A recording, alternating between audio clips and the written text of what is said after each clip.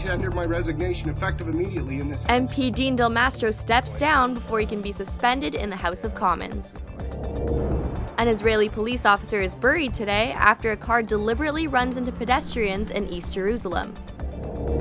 And AC/DC drummer Phil Rudd could face a 10-year prison term. Hi, and welcome to Humber News. I'm Marielle Torrey-Franca coming to you from our newsroom here at Humber College North Campus. Former Conservative MP Dean Del Mastro has resigned and will no longer sit in the House of Commons.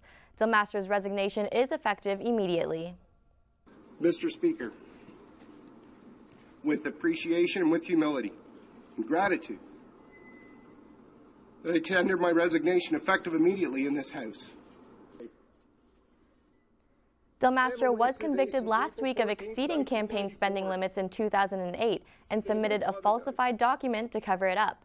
He was overwhelmed with emotion during his resignation speech yesterday. Sorry, Mom. I told you I wouldn't do this.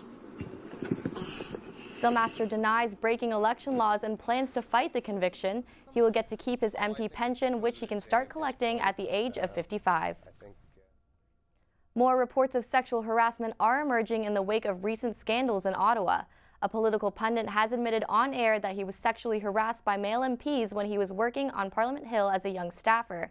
This comes on the heels of the suspension of 2 Liberal MPs yesterday over allegations made by female NDP members of Parliament. And the OHL is suspending 2 hockey players for inappropriate online behavior.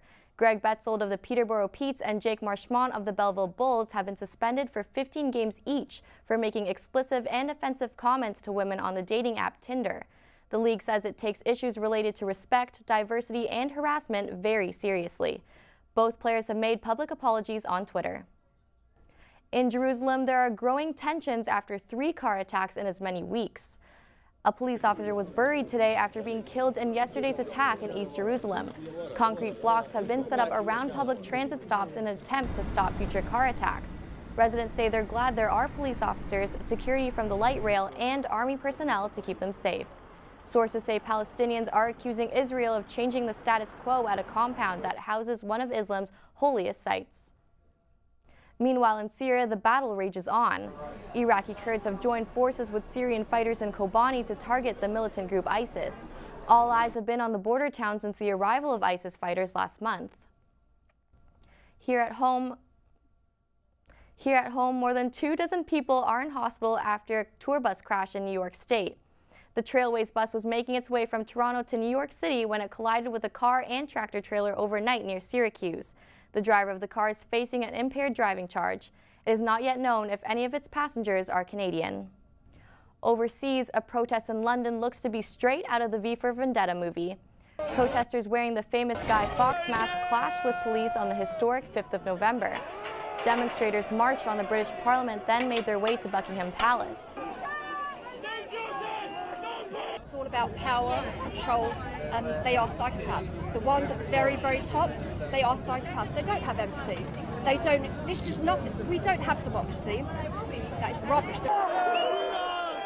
Protesters shone laser torches at the palace and set off fireworks. The event was dubbed the Million Mask March.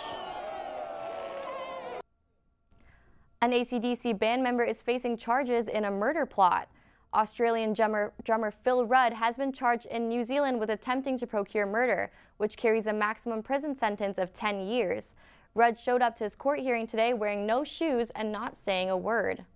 According to court documents, Rudd allegedly hired a hitman to kill 2 people. Rudd was also charged with threatening to kill, possession of marijuana, and methamphetamine.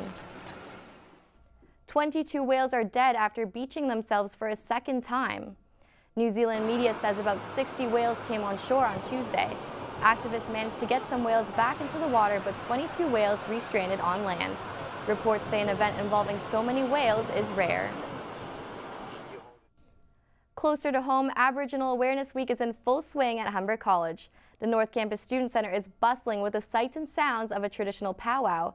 Our reporter Travis Pereira is live at the event and joins us to tell us more. Travis? Hey Marielle, yes, as you said, I'm here at the powwow, and as you can see behind me, all the participants are draped in a traditional Aboriginal regalia. We're seeing lots of audience participation, and we're also seeing dances of all ages. Now, the powwow is a social gathering where the important cultural elements of the life, family, and creation itself are celebrated through song and dance.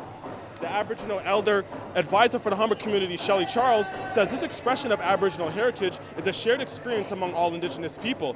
She says it's inclusive of all tribes and nations, and these gatherings foster an opportunity to interact and share in the history of their culture. Joining me now is Mitchell Roy, who is a member of both the Cree and Blackfoot tribes. So Mitchell, tell me, why did you decide to come to the powwow at Humber today?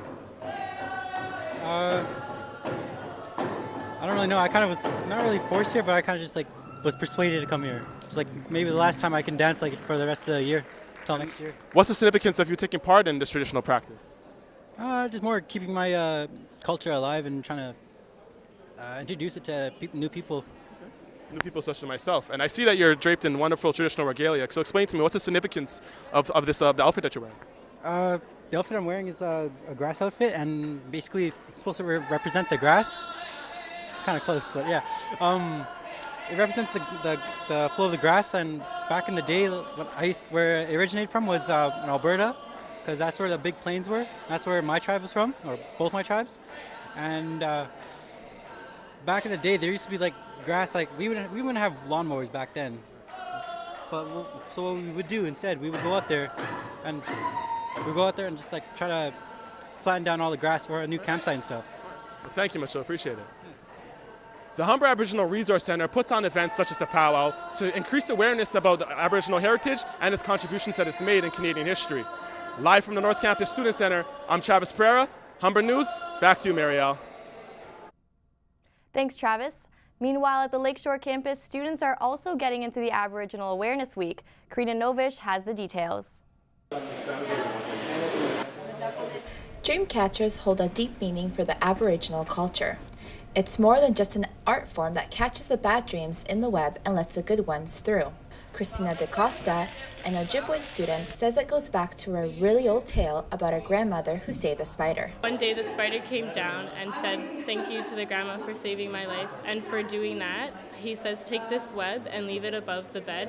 And whenever there are bad dreams, they will get caught in the web." Humber students made their very own dream catchers today as part of the Aboriginal Awareness Week. Caitlin Biot, fourth-year music student, says it wasn't easy. The hardest part is getting in the rhythm of the pattern of weaving the string in the right way to get the perfect dream catcher spider web look. Natalie Snow, co-president of the Aboriginal Student Centre, hopes to combat the negative perception of Aboriginal culture in the media. It's a beautiful culture, there's beautiful components to it, so we just want to raise awareness for all the students. Dream catchers are one of the most beautiful components of the Aboriginal culture. The focus of this week's events is to relay the message that First Nation, Métis, and Inuit cultures are alive and well. The final workshop is tomorrow, and it's the beading workshop that starts at 1:30 p.m. Karina Novish, Humber News. Iconic music venue El Mocambo may be given its last lifeline. The bar announced in September that it was closing and there were fears condos would be built in its place. But a last-minute buyer has purchased the tavern and plans to keep it open as a music venue. That buyer is Michael Weckley of Dragon's Den. The venue first opened in the 1940s and has hosted performers such as Ella Fitzgerald, Jimi Hendrix, Elvis Costello, and the Rolling Stones. When we come back, we'll tell you what's happening in the world of sports, and Jordan will have your 3-day forecast. Thanks, Marielle. It's an absolutely beautiful day for this time of year. It currently feels like 10 degrees, and there's a slight breeze coming through, with winds expected between 10 and 15 kilometers an hour today. This and more of your 3-day forecast after the break. Back to you. But first, time is running out to snatch the most expensive watch in the world. For an estimated 17 million Canadian dollars, the Henry Graves Super Complication watch will be sold at an auction next week. The 18-karat open-faced watch not only tells time, it has 24 mechanical features which include a calendar, moon phases, and the ability to account for leap years. The watch was made by the famous Swiss watchmaker Henry Graves. It took 8 years to design and produce the super complicated gadget.